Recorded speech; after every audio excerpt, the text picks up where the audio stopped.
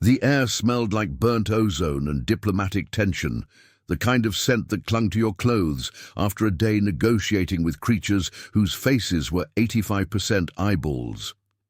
Dr. Morgan Glint, Earth's self-appointed ambassador of microbial nightmares, leaned back in her chair, flicking a tiny vial of frothy liquid between her fingers like it was a stress toy. She wasn't supposed to be here. Intergalactic diplomacy was for people with actual bedside manners, not an infectious disease specialist who once got banned from an epidemiology conference for over-enthusiastic storytelling. Across the room, Ambassador Frixel, a shiny, beetle-like creature who resembled a sentient disco ball wearing a Hawaiian shirt, twitched his antennae nervously. His second pair of limbs, which Morgan had started calling his freak-out hands, were waving erratically. Frixel, like all Vrixi, had a very limited understanding of human body language, but even he could tell that Glint's relaxed posture was the intergalactic equivalent of a predator licking its chops before pouncing. "Dr. Glint," he said, his voice reverberating like a malfunctioning subwoofer. "We were under the impression this meeting was to share cultural practices, not biological terrors." Morgan smirked. "Ambassador, it's both. For us, pathogens are culture. Ever heard of a little thing called beer, cheese, yoga retreats? All products of microbes doing what they do best, making humans' lives simultaneously amazing and horrifying. Let me introduce you to one of my favorites." She held up the vial like she was pitching the galaxy's deadliest energy drink. "What is that?" Frixel's glowing green eyes shifted nervously toward the vial. "Rabies," Morgan said with the kind of nonchalance one reserves for explaining the weather. "A cute little neurotropic virus. Makes animals go berserk, bite each other, foam at the mouth, then it works its way up the nervous system to turn the brain into an all-you-can-eat buffet of chaos before the lights go out. Fun fact, if you get symptoms, it's 100% fatal. Cute, right?" Frixel's entire body vibrated like an air conditioning unit on its last legs. This is your favorite?" "Oh, we have much worse," she said with a grin that could probably be classified as a war crime. "Rabies is just a warm-up. We've also got brain-eating amoebas, multi-drug-resistant tuberculosis, and this fun little fungus called cordyceps that turns insects into mind-controlled zombies. Earth is basically an all-you-can-scream buffet for pathogens." Frixel clutched his face, which was difficult, given that his hands and face were more or less indistinguishable. "Your planet? It is a hellscape," Morgan shrugged. "Depends. On your perspective, humans call it Tuesday." This wasn't how Morgan expected her career to go. When she joined the Center for Disease Control's extraterrestrial division, she thought her job would involve studying alien diseases, not terrifying entire civilizations into existential dread. But one thing led to another. A misunderstood sneeze during first contact, a diplomatic gift of peanut butter that sent half the delegation into anaphylactic shock. And here she was, Earth's accidental emissary of microscopic doom. The Galactic Alliance had summoned her to their flagship to give a cultural presentation on Earth's unique biological resilience. That was the sanitized version. The unsanitized version was they'd heard rumors of Earth's absurd death to life ratio and wanted to know how humanity was still alive. At first, they thought it was some kind of cosmic oversight. But now, as Morgan cheerfully described the horrors of the common cold, they were starting to suspect it was something far worse, intentional. A junior researcher from the Vrixi delegation, who Morgan had mentally nicknamed Tiny Jitters, hesitantly raised one of his appendages. You mean to tell us," he stammered, "that your species evolved alongside these horrors and survived?" "More than survived," Morgan said, popping a piece of gum into her mouth with a flourish. "We thrive. Humans are basically the cockroaches of mammals, Drop us into the worst possible environment, and we'll build a Starbucks there within a week. Take these little guys, for example." She tossed the vial of rabies onto the table, where it rolled to a stop in front of Tiny Jitters, who recoiled as though it might bite him. Rabies, TB, plague, you name it, we've weaponized it. Not on purpose, mind you. We're not completely insane. But humans are like, oh, this thing wants to kill us. Let's study it, turn it into a vaccine, and then make plush toys of it to sell to nerds on the internet. You should see our E. coli merch. Tiny Jitters let out a high-pitched squeal and fainted. Frixel muttered something in his native tongue, which Morgan's universal translator interpreted as unprintable expletives. "Let me put it this way," Morgan continued, ignoring the chaos around her. "Earth isn't dangerous because we're trying to kill everyone. It's dangerous because everything is trying to kill us, and we just keep adapting. Viruses, fungi, parasites, bring it on. We've been playing microbial dodgeball for millennia, and guess what? We're still here." Frixel's glow dimmed slightly. "You speak of your survival as though it is inevitable." "Oh, it's not," Morgan said cheerfully. "We've had some close calls. Black Death, Spanish flu, reality TV, but every time we bounce back stronger. You know what they say? What doesn't kill you mutates and tries again." By now, the room was in chaos. Half the alien delegation was either unconscious or attempting to climb the walls, which was impressive given that several of them lacked limbs. Frixel stared at Morgan with the kind of expression reserved for someone who's just realized they invited a serial arsonist to babysit their pet gas can. You have made your point, Dr. Glint," Frixel stammered. "Earth is formidable." Morgan leaned forward, her grin widening. "Formidable?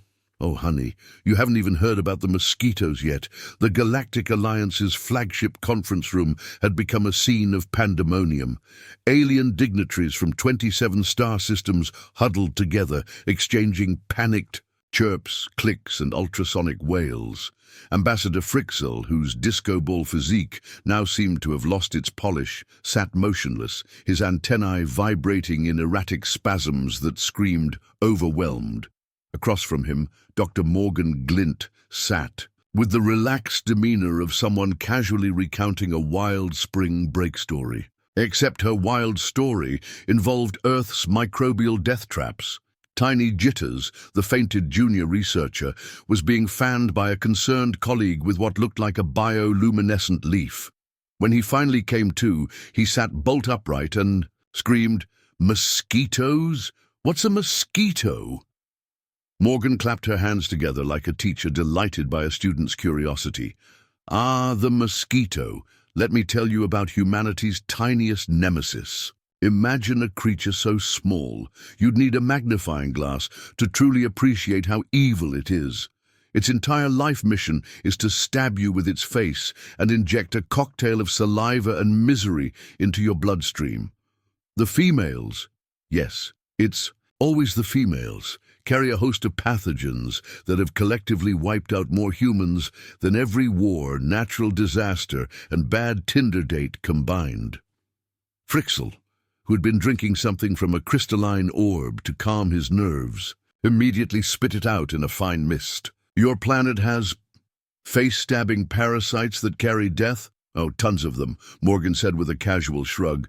"Malaria, dengue, Zika, West Nile, those are just the headliners. Then there's yellow fever, which sounds cheerful, but isn't, and chikungunya, which I dare you to spell correctly on the first try. Mosquitoes are basically nature's hypodermic needles, and humanity is their favorite pincushion." At this, one of the aliens, a 7-limbed creature that resembled a sentient tangle of Christmas lights, slowly raised a limb.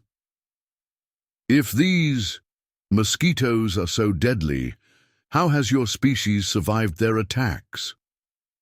Morgan leaned back in her chair, smirking like a game show host about to unveil the prize behind door number 3. "We got creative. Mosquito nets, bug spray, draining swamps, and science, lots of science. We've engineered entire chemicals designed to ruin their tiny lives. Ever heard of DDT? That stuff was like napalm for mosquitoes. Sure, it caused a few side effects like environmental damage and birds dropping dead left and right. But, hey, can't make an omelette without breaking a few eggs. Frixel shuddered. You waged war against an insect? Morgan's grin widened. Waged war? Ambassador, we declared total war. We've been locked in a battle of attrition for centuries. It's us versus them, and we're barely breaking even. Sure, we've made some headway. Vaccines, treatments, better public health systems. But mosquitoes are relentless. Honestly, I kind of respect their hustle. Tiny jerks don't quit. At this, a small, jelly-like alien who had been quivering in the corner finally spoke up, its voice a wet gurgle. Your species lives in constant war against your own planet. Why do you not simply leave, relocate to a safer world? Ah, see, that's the thing, Morgan said, leaning forward like she was about to deliver the punchline to a killer joke. Humans love Earth. It's dangerous, sure, but it's our danger. We've got oceans, mountains, pizza, and Wi-Fi. And besides, the danger keeps us on our toes. You know what they say, adversity builds character. Frixel's freak-out hands waved wildly. That is not what anyone says. Well, maybe not your species, Morgan quipped. But humans thrive on chaos. Take hurricanes, for example, giant swirling death storms that flatten everything in their path. What do? We name them, predict them, and then throw hurricane parties or earthquakes. Do you know how many human civilizations have been rebuilt directly on fault lines? Too many, and let's not even get started on volcanoes. The room fell eerily silent. Volcanoes? Frixel croaked, his voice barely audible. Oh, you're gonna love this one, Morgan said, her eyes lighting up with the kind of excitement that only comes from horrifying new acquaintances. Volcanoes are giant mountains that occasionally explode and spew molten rock, ash, and gas into the sky. They're responsible for wiping out entire civilizations, but do humans avoid them? Nope. We build cities right next to them. Why? Because the soil's good for farming. Frixel stared at her as though she'd just sprouted a second head. Your species is suicidal. Not suicidal.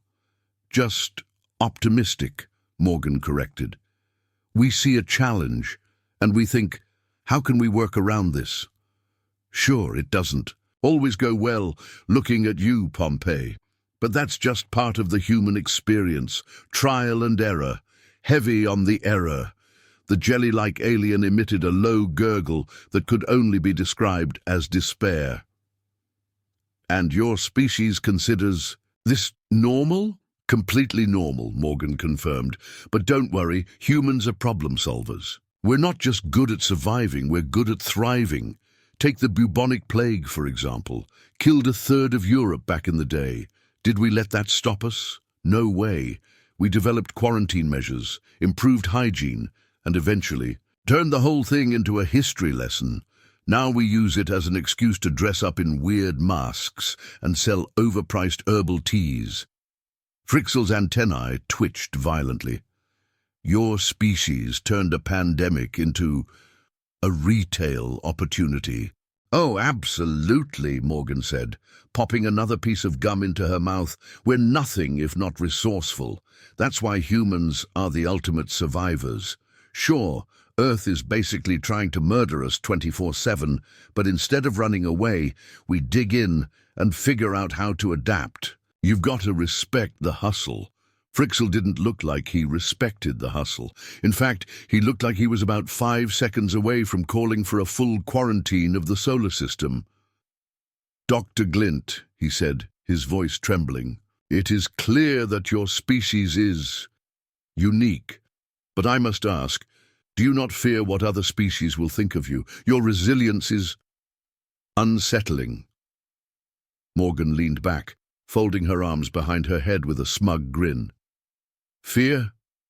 Nah.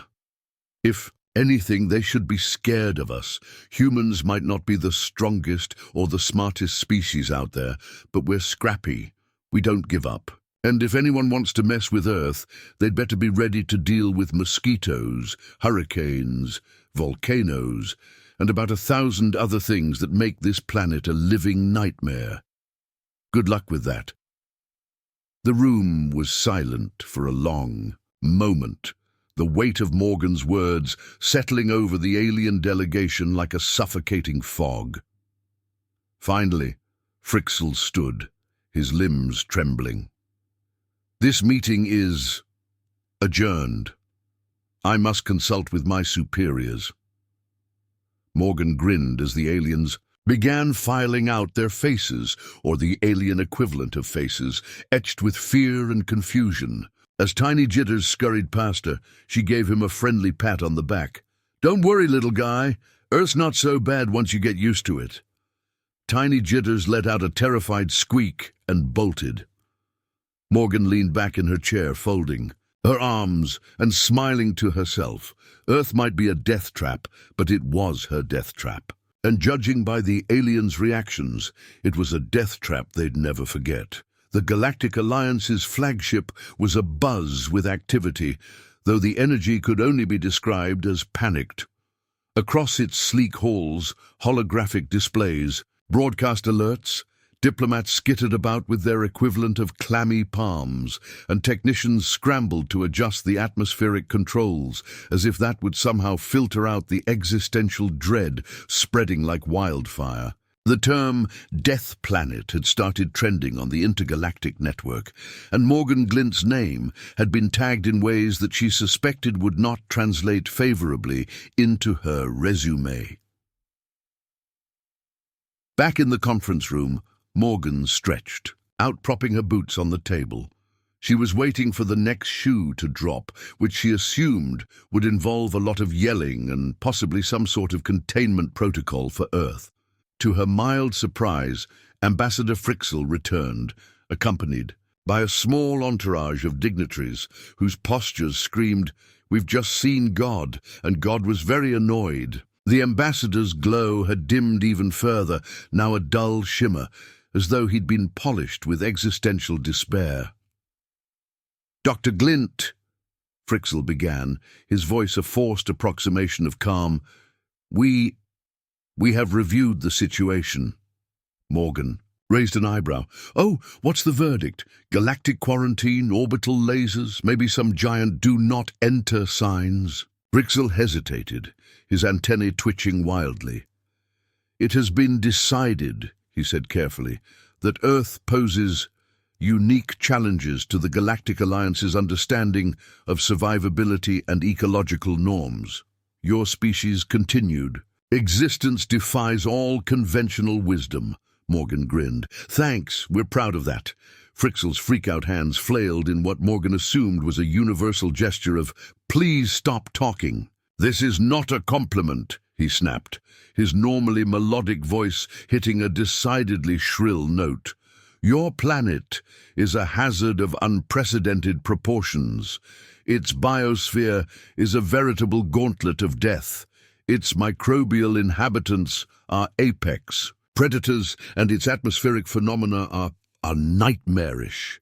"You forgot earthquakes," Morgan said helpfully, "and tsunamis, and wildfires. Those are a real crowd-pleaser." Frixell looked as though he might burst into 1,000 shiny pieces. "We are attempting to determine how to proceed with diplomatic relations, given that any further interaction with your species could result in catastrophic biological contamination."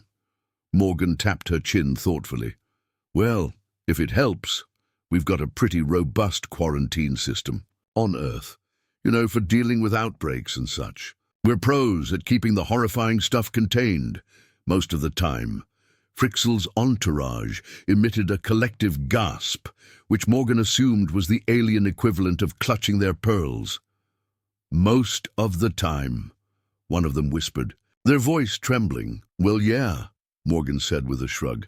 "Nobody's perfect. Sometimes a pathogen slips through the cracks. But hey, that's how we learn. Trial and error." Frixel buried his face in his freak-out hands. "This is madness, utter madness. Welcome to Earth," Morgan said cheerfully. Before Frixel could respond, a holographic display lit up in the center of the room, projecting the image of a stern-looking alien whose angular features and glowing blue exoskeleton screamed, "Galactic." "A bureaucrat," Morgan leaned forward, intrigued. She hadn't seen this particular species before. They looked like a cross between a mantis and a Fabergé egg. "Ambassador Frixel," the hologram intoned, its voice clipped and authoritative. "We have received your report on the situation with Earth. The High Council has convened to discuss the matter." Frixel straightened, his antennae quivering with anxiety. "Honorable Councillor Varix, I must emphasize the unprecedented danger posed by—" "We are aware," the hologram interrupted, "and we have come to a decision." Morgan raised an eyebrow. "Oh, this should be good." The hologram turned its gaze on her, its glowing eyes narrowing. "Dr. Morgan Glint of Earth, your species' resilience and adaptability are unparalleled. The Council recognizes the strategic value of such traits." Morgan blinked. "Wait, are you complimenting us? That feels weird." "Do not misunderstand," the hologram said sharply. "Your planet is still considered an ecological anomaly bordering on a biohazard. However, the Council has determined that the Galactic Alliance stands to benefit from Earth's unique expertise." Morgan leaned back, folding her arms. "Go on." "The Council proposes a formal alliance," Varric said. "Earth's knowledge of pathogens, survival strategies, and environmental adaptability could prove invaluable in addressing galactic crises. In exchange, the Alliance will provide technological support to help your species mitigate the hazards of your planet." Morgan tilted her head. "So, let me get this straight. You want to hire us as your intergalactic pest control team?" Hologram hesitated. "That is an oversimplification," Morgan grinned. "I'd love it. Sign me up." Frixel's antennae flailed. "Dr. Glint, this is highly irregular. Your species is—" "Awesome," Morgan offered. "Terrifying," Frixel snapped. "You are terrifying." "Same thing," Morgan said with a shrug. Varix cleared its throat, or whatever the mantis equivalent of a throat was. "The Council acknowledges that this arrangement is unconventional. However, we believe it is the most pragmatic solution. Dr. Glint, you will act as Earth's representative in this alliance. Your expertise will be critical in developing strategies to combat microbial threats across the galaxy." Morgan's grin widened. "You want me to be your intergalactic germ consultant?" "I'm flattered." Frixel looked as though he might explode. "This is a mistake, a catastrophic mistake." "Relax, Fricky," Morgan said, clapping him on the back. "I'll be on my best behavior, probably." Varix ignored the exchange. "Dr. Glint, you will report to the Galactic Alliance headquarters for further briefing. Your presence will be closely monitored." "Looking forward to it," Morgan said, giving a mock salute. The hologram flickered and disappeared, leaving the room in tense silence. Frixel buried his face in his hands, muttering something in his native language that the translator refused to process. Morgan stood, stretching lazily. "Well," she said, "this has been fun. Let me know when the paperwork's ready." Frixel looked up, his eyes glowing faintly with despair. "You are going to be the end of us all." Morgan grinned. "Maybe, but at least you'll have a good story to tell." She turned and strolled out of the room, already thinking about how she was going to explain this to her boss back on Earth. Intergalactic pest control, huh? It wasn't exactly what she'd signed up for, but it sounded like one hell of an adventure. The Galactic Alliance headquarters was a marvel of engineering. A sprawling crystalline station orbiting a star that glowed faintly green, giving everything a soft, eerie luminescence. To Morgan Glint, it looked like someone had decided to build a space mall inside a giant Christmas ornament. There were towering spires of translucent metal, floating platforms zipping by like cosmic Roombas, and aliens of every conceivable shape and size bustling about with the nervous energy of beings who had just realized they were hosting the galaxy's most unpredictable species. Morgan had barely stepped off the transport shuttle when a contingent of uniformed aliens approached her. They were tall and spindly, with faces that resembled an unsettling cross between a jellyfish and a toaster oven. The leader of the group, identifiable by a sash that Morgan privately nicknamed the "Please Don't Ask Me Questions" sash, stepped forward. "Dr. Glint," the alien said, its voice translating into a tone that was both polite and deeply concerned. "Welcome to Galactic Alliance headquarters. I am Officer Zexon, your liaison." Morgan gave a lazy salute. "Nice to meet you, Zexy. Is this the part where you show me to my room or warn me not to touch anything?" Zexon's face, or at least the part of its body where a face might have been, twitched slightly. Both. Behind Zexon, another alien was attempting to carry Morgan's luggage, which consisted of a single backpack stuffed with Earth souvenirs.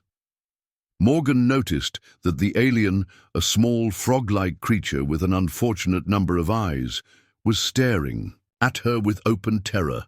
"Hey, buddy," she said, kneeling to meet the frog alien's gaze. "You doing okay there?" The alien squeaked and promptly fainted. Morgan stood, brushing off her hands. "Happens a lot," she explained to Zexon, who looked like it was re-evaluating every life choice that had led to this moment. They led her through the headquarters, which was as labyrinthine as it was impressive.